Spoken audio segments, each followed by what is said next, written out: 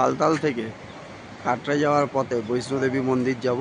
তো মাঝখানে একটা ধাবাতে এসেছি, এসে এখানে চা টা খাচ্ছি। ভিউটা এত সুন্দর, এত ভালো, দেখলেই হেব্বি ভালো লাগবে। সামনে দিয়ে একটা নদী চলে বয়ে বেড়াচ্ছে, সে একটা ব্রিজ আছে, সামনে শুধু পাহাড়, ধোঁয়ায় ধোঁয়া মেঘ। হ্যাঁ, ভিউটা খুব সুন্দর, চারিধারে শুধু মেঘ, পাহাড়ের কোলে কোলে মেঘ ভাসছে।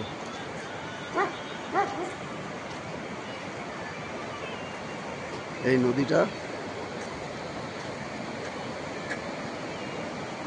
এইসব বসার জায়গা খুব সুন্দর।